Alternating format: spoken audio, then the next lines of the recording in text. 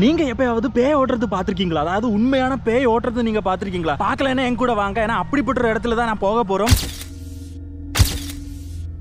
எங்கள் வீட்டிலே ஒன்று நடந்திருக்கு. நான் சின்ன வயசில் இருந்தப்போ என்னோட அக்காவுக்கு வந்து திடீர்னு பேய் பிடிச்சிருந்துச்சு. அவங்கள பேய் ஓட்டுறதுக்கு நாங்கள் கேரளாவில் இருக்கிற சோட்டானிக்கரை அம்மன் கோவிலுக்கு கூப்பிட்டு போயிட்டு வந்தோம். அதுக்கப்புறம் தான் அவங்களுக்கு சரியாச்சு அப்படிங்கிற ஒரு விஷயம் சொன்னான். ஆவிகள் இல்லை அப்படின்னு சொல்றதெல்லாம் பொய் தான். ஆவிகள் இருக்குது. பேய் பிடித்து அலறி ஆக்ரோஷமாக வரும் உடல்கள் இந்த மரத்தில் இங்கேயே முடிவடைகிறது. இங்க நடக்கிறது எந்த அறிவியலாலே நிரூபிக்க முடியாத அதிசயங்கள். இங்க நடக்கும் விஷயங்கள் கண்களாலே நம்ப முடியாது. கேரளாவில் இருக்கிற இந்த பேய்களை ஓட்டும் கோவிலை நோக்கிதான் இன்றைய பயணம்.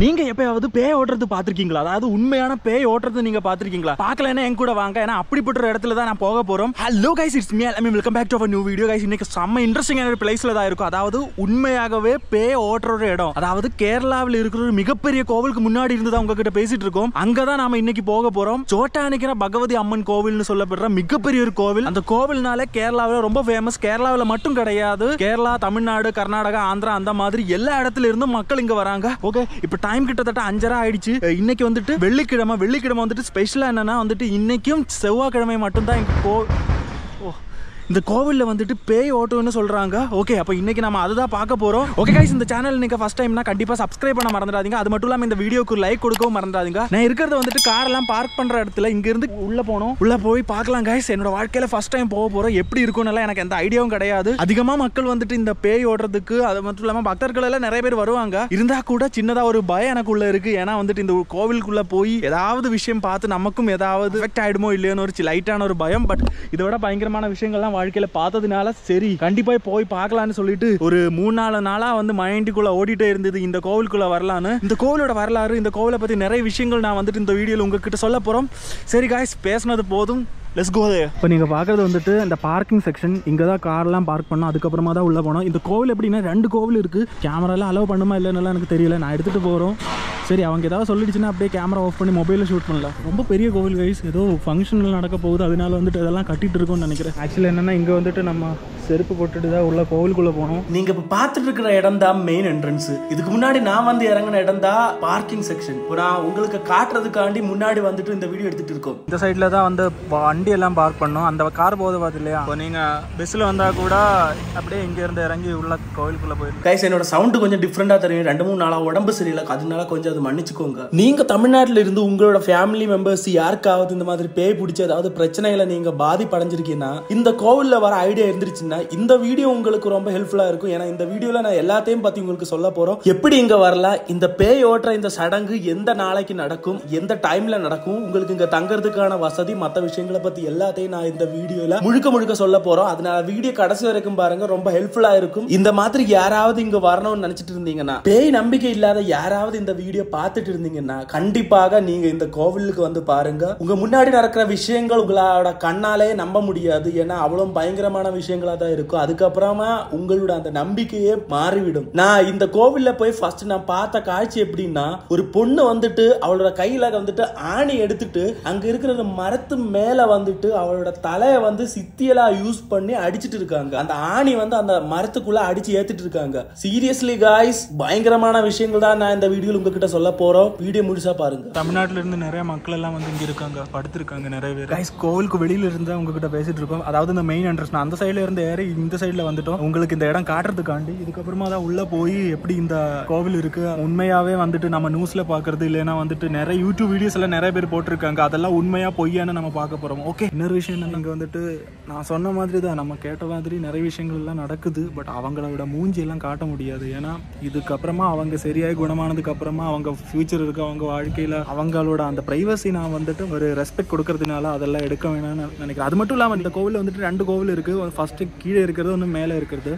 பட் கீழே இருக்கிறதுல அந்த கோவில்ல தான் இந்த விஷயங்கள் எல்லாம் நடக்குது. இந்த சோட்டானிக்கரை பகவதி அம்மன் கோவில் கேரளாவில் உள்ள கோவில்களில் மிகவும் முக்கியமான மற்றும் தனித்துவமான கோவில். சபரிமலை மற்றும் குருவாயூருக்கு அடுத்தபடியாக இங்கு அதிகப்படி பக்தர்கள் வராங்க. இங்கு அம்மனை 3 அம்சங்களில் தரிசிக்கலாம். காலையில் சரஸ்வதி தேவியாகவும், மதியம் மகாலட்சுமியாகவும், மாலையில் துர்கா தேவியாகவும் வழிபடப்படுகிறார். சோட்டானிக்கரை கிராமத்தில இருந்து நடந்து செல்லும் தூர அளவில் வந்துட்டு இந்த கோவில் அமைந்துள்ளது. காவல் நிலையம், பஸ் ஸ்டாண்டு, கடைகள் மற்றும் ஹோட்டல், லாட்ஜி அனைத்துமே இந்த கோவிலை சுத்தி அமைந்துள்ளது. மேற்கு பகுதியில் உள்ள முக்கிய நுழைவாயிலில் செருப்பு மற்றும் லக்கேஜ் வைக்கிறதுக்கான க்ளோக் ரூம் இருக்கு. இந்த கோவில் மேல்காவு கீழ்காவுன்னு இரு பகுதிகளாக பிரிக்கப்பட்டுள்ளது. நான் வந்தபோது உங்ககிட்ட சொல்லியிருந்தோம், இந்த கோவில் வந்து ரொம்ப விசேஷமான கோவில். அது மட்டும் இல்லாம இங்க இருக்கிற சில சடங்குகளும் அந்த மாதிரி தான் இருக்கும். இங்க வெடி வழிபாடுன்னு சொல்லுவாங்க. நான் இப்ப பண்ண போறது அதுதான். இங்க இருந்து நீங்க காசு கொடுத்து ஒரு டோக்கன் வாங்குனீங்கன்னா உங்க பேர்ல இங்க வந்துட்டு வெடி வெடிப்பாங்க. அதான் நான் பண்ண போறோம். மக்களோட நம்பிக்கை என்னன்னா,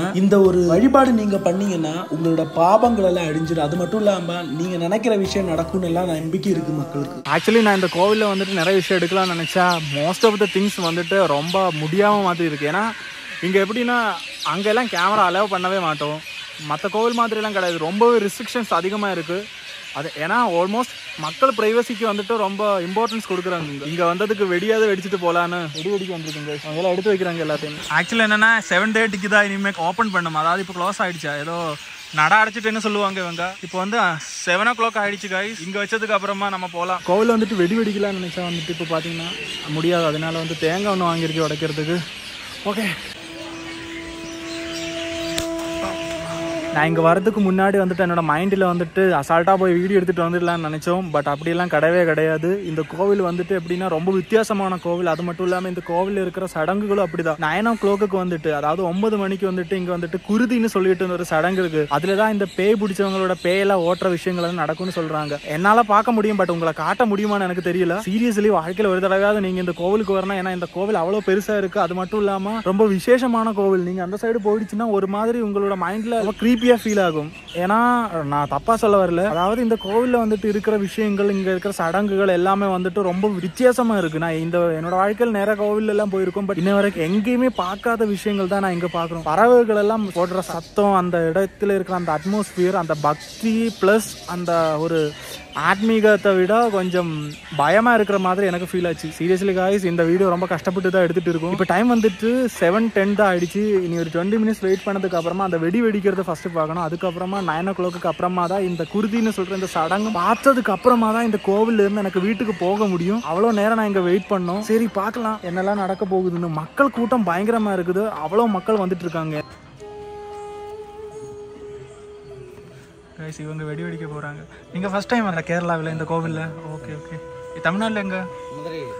ஓகே, வெடிக்க போறாங்க.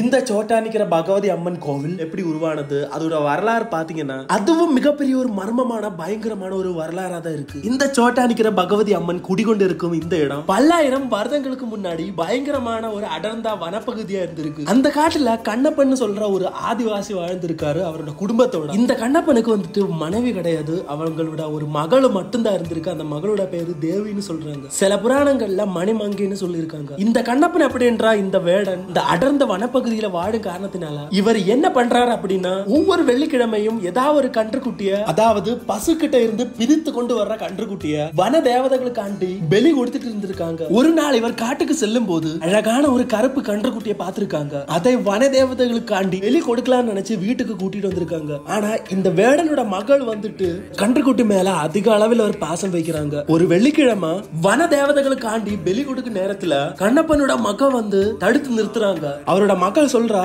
இந்த கன்றை கொல்லறதுக்கு பதிலாக என்னையே கொன்று விடுங்க, என்னையே பலி கொடுக்குங்கன்னு சொல்றாங்க. மகளின் மேல அளவில்லாத பாசம் கொண்ட கண்ணப்பன் கன்றை வீட்டில் வளர்த்து நினைத்து பலி கொடுக்கவில்லை. பின்பு சில நாட்களிலே கண்ணப்பனோட மகளான தேவி பாம்பு கடித்து இறந்து போறாங்க. கண்ணப்பன் தன் மகளின் உடம்பை எரிக்க நினைத்த போது அவளோட உடம்பை காணவில்லை.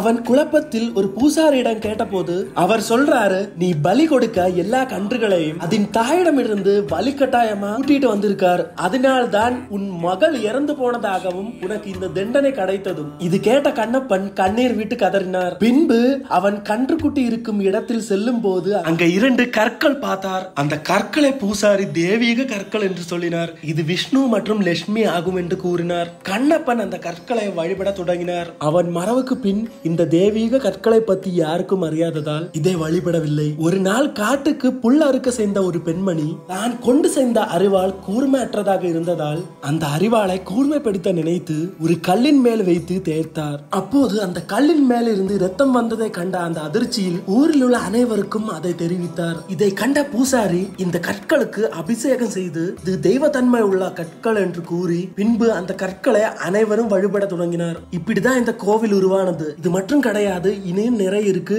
அதாவது சரஸ்வதி தேவி எப்படி இந்த கோவில்ல வந்தது என்றது இன்னொரு கதையாக இருக்கு. உங்களுக்கு புரியறதுக்காண்டி நான் இது ரொம்ப சுருக்கமாக தான் சொல்லியிருக்கோம். இதுல ஏதாவது தவறா சொல்லியிருந்தேன்னா மன்னிச்சுக்கோங்க. இறுதியாக நான் இங்க பார்க்கணும்னு விரும்பின இடத்தை பார்க்க போறோம். இங்க நடக்கிற அமானுஷிகத்தை பார்க்கணும்னு யாரு வந்தாலும் ஃபர்ஸ்ட் இந்த கோவில்ல கும்பிட்டதுக்கு அப்புறமாக கீழ்கோவில்னு சொல்லப்படுற இந்த இடத்துல தான் எல்லாரும் போகுவாங்க. அதே மாதிரி இந்த சோட்டானிக்கரை பகவதி அம்மன் கோவில்ல போயிட்டு வரவங்கல்ல யாருக்காவது மனநிலை சம்பந்தமான பிரச்சனைகள் இருந்துச்சுன்னா அது மாறிவிடும் என்று பக்தர்களால் கருதப்படுறாங்க. அது மட்டும் இல்லாம அமானுஷிகங்கள் மற்றும் பேய்களால் ஆக்கிரமிச்சிருக்கிறாங்க இந்த சோட்டானிக்கரை பகவதி அம்மன் கோவில்ல போயிட்டு வந்தாங்கன்னா அது எல்லாத்துல இருந்தும் தீர்வு கிடைக்கும் என்று நம்பப்படுறாங்க. அதனால நிறைய மக்கள் வெளியூர்ல இருந்து உள்ளூர்ல இருந்தும் வராங்க. இங்க இந்த சோட்டானிக்கரை பகவதி அம்மனை வழிபடுற பெண்களுக்கு திருமணமாகாம இருந்தா நல்ல ஒரு கணவன் அமையும் என்றும் கணவன் மனைவிக்குள்ள ஏதாவது பிரச்சனை இருந்துச்சுன்னா இந்த கோவில்ல போனதுக்கு அப்புறமா எல்லா பிரச்சனையும் மாறிவிடும் என்று மக்கள் நம்பப்படுறாங்க. குழந்தை பாகியம் இல்லாதவங்க இந்த சோட்டானிக்கரை பகவதி அம்மனை வேணும்னா கண்டிப்பா குழந்தை பாகியம் கிடைக்கும் என்று பக்தர்களா நம்பப்படுது. கீழ்காவில் இருக்கிற இந்த காளியம்மன் கோவிலுக்கு போகும்போது போற வழியில உங்களால ஒரு குளம் பார்க்க முடியும். இந்த குளத்தை ரத்த குளம்னு சொல்றாங்க. ஒரு முறை சோட்டானிக்கரை பகவதி அம்மனோட பெருமையை கேட்டு வந்த வெள்ளிமங்கலத்து சோமியார் இங்க தரிசனம் செய்ய வந்தேன். அவர் கோவிலுக்கு போகும் முன் இந்த குளத்தில் குளித்தார். அவர் குளித்து கொண்டிருந்த போது காலில் ஏதோ பட்டது. அவரது கையில் எடுத்து பார்த்த போது அது ஒரு பத்ரகாளி சிலை என்று உணர்ந்தது. பின்னர் அவரும் அவரது சீடர்களும் குளத்தின் கிழக்கு பகுதியில் இருந்து மேற்கு நோக்கி அதை நிறுவினார். அதுக்கப்புறமாக மேல்காவில வந்த சோமியாருக்கு சோட்டானிக்கரை பகவதி அம்மன் தரிசனம் கொடுத்து என்று புராணங்கள் சொல்லுது. இந்த இரத்த குளம் உருவானது இந்த கீழ்காவில் இருக்கிற பத்ரகாளி ஒரு பேயை கொன்று அதிலிருந்து உருவானதுதான் இந்த இரத்த குளம் என்று சொல்லுகிறார். இதுக்கு முன்னாடிதான் அந்த பேய்களை அடிச்சு ஓட்டுற அந்த அம்மனோட சந்நிதி. கோவிலுக்கு முன்னாடி இந்த இரத்த குளம் இருக்கு. அங்க அடிச்சு ஓட்டுற எல்லா பேய்களோட ரத்தம் இந்த குளத்துல வரும்னு ஐதீகம். இங்க குருதி பூஜைன்னு சொல்லிட்டு ஒரு பூஜை நடக்கும் போது அங்க பூஜை முடிஞ்சதுக்கு அப்புறமா அந்த ரத்தம் மாதிரி இருக்கிற அந்த தண்ணி கீழே ஊத்தும் போது அது இந்த குளத்துல வரும்னு தான் நினைக்கிறேன். அந்த இரத்த குளம் தாண்டி முன்னாடி வரும்போது உங்களுக்கு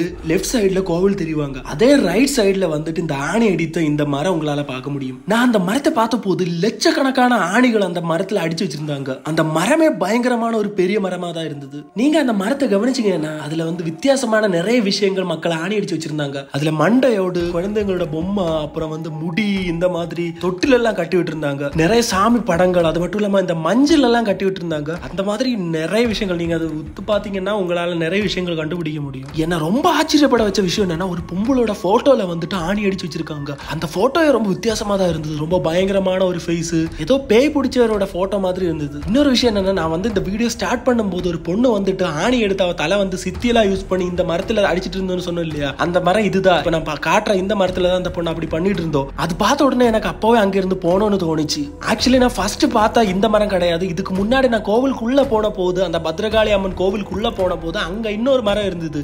அது இந்த மரத்தை விட சின்னதா தான் இருந்தது. பட் அங்க இப்ப நம்ம பாக்குற இந்த மரத்தை விட நிறைய வித்தியாசமான ரொம்ப கிரீப்பியான விஷயங்கள் எல்லாம் மக்கள் ஆணி அடிச்சு வச்சிருந்த பார்த்தோம். அங்க வியாபாரம் பண்ணிட்டு இருந்த சில கடைக்காரங்கள் கிட்ட நான் இதை பத்தி கேட்டபோது அவங்க என்ன சொன்னாங்கன்னா ஆதி காலகட்டத்துல மக்கள் உண்மையாகவே இந்த பேயெல்லாம் ஓட்டுறதுக்காண்டி யூஸ் பண்ணிட்டு இருந்த மரம் ஃபர்ஸ்ட் நான் சொன்ன அந்த சின்ன மரம் தான். அதுக்கப்புறமா தான் மத்தவங்க எல்லாரும் வெளியில இந்த ஆணி அடிக்க ஸ்டார்ட் பண்ணிட்டோம்னு சொல்றாங்க. ஆக்சுவலி என்னன்னா பேய ஓட்டுற மரம்னு சொல்றது உள்ள இருக்கிற மரம்னு சொன்னாங்க. பட் என்னதான் இருந்தாலும் மக்கள் அந்த மரத்துல இருந்தாலும் இந்த மரத்துல இருந்தாலும் எல்லாருமே சேம் ஒரே மாதிரி தான் யூஸ் பண்ணிட்டு இருக்கும். உண்மையாகவே உள்ள போய் நீங்க அந்த கோவிலுக்கு பக்கத்துல இருக்கிற அந்த மரத்தை பார்த்தீங்கன்னா செம்மையா பயப்படுவாங்க. ஏன்னா அந்த மாதிரியான விஷயங்கள் தான் அதுல ஆணி அடிச்சு வச்சிருந்தாங்க. கொஞ்ச நேரம் அந்த மரத்து முன்னாடி நிக்கும் போது உங்களுக்கு ஒரு மாதிரி ஃபீல் ஆகும். சீரியஸ்லி எனக்கு அப்படி ஃபீல் ஆயிடுச்சு. அப்படியே நான் அங்க இருந்து வெளியில கடவுளை கும்பிட்டு அப்படியே வெளியில போயிட்டோம். நீங்க அந்த பொம்மை எல்லாம் பாத்தீங்கன்னா அந்த பொம்மைக்கு நடு வயிற்றிலேயே ஆணி அடிச்சு ஏத்தி இருக்காங்க. இந்த மரத்தை விட உள்ள இருக்கிற அந்த சின்ன மரம் தான் ரொம்ப பவர்ஃபுல்லா இருக்கிற மாதிரி எனக்கு தோணுச்சு. அதுலதான் பயங்கரமான கொடூரமான பேய்களை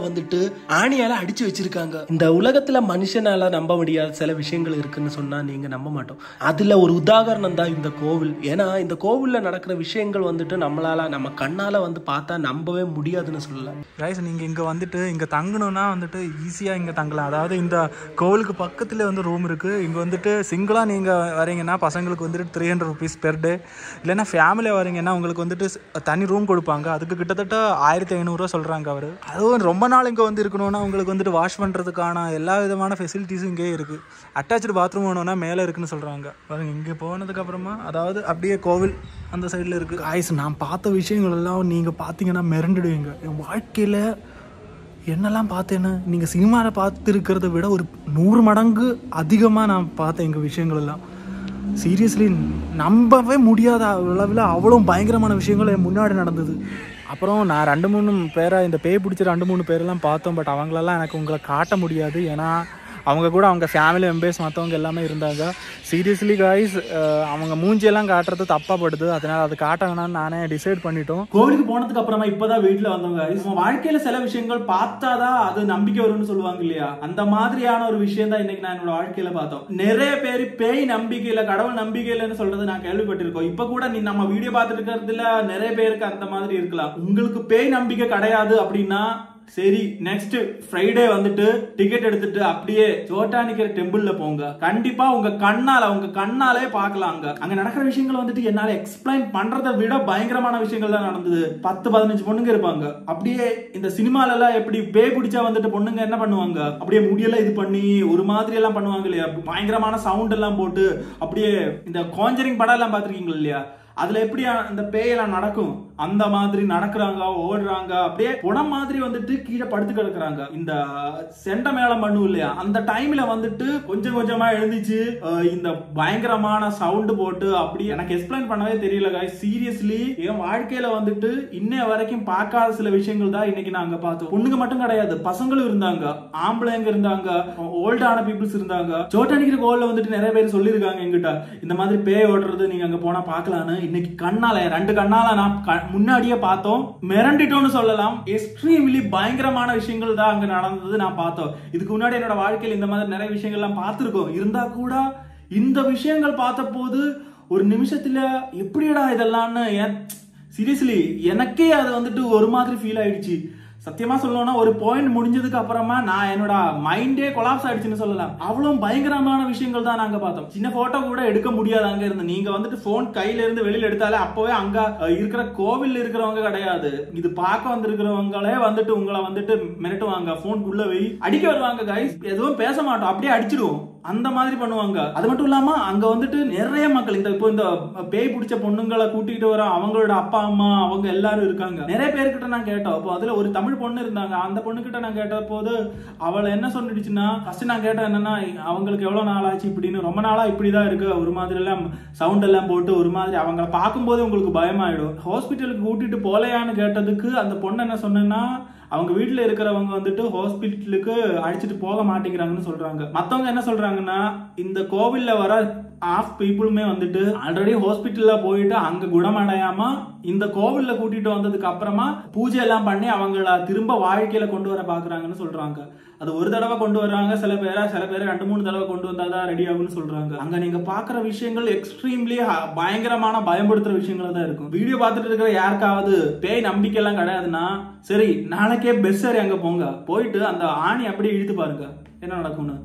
நான் சும்மா சொல்றேன், சீரியஸ்லி அந்த மாதிரி இழுத்தவங்க இப்ப இந்த உலகத்துல உயிரோடே கிடையாது. அவங்களுக்கு ஏதோ மர்மமான முறையில அவங்க எல்லாம் இறந்துட்டாங்கன்னு சொல்றாங்க. நம்பிக்கை இருக்கிறவங்க கண்டிப்பா இது நம்மள இல்லாதவங்க சரி அப்படியே விட்டுக்கலாம். இது எல்லாத்தையும் விட அப்பாற்பட்ட விஷயம் என்னன்னா, இந்த மாதிரி அந்த பேய் பிடிச்ச ஒரு மனுஷன் எப்படி எல்லாம் பண்ணுன்னு நீங்க அங்க போனீங்கன்னா பாக்கலாம்.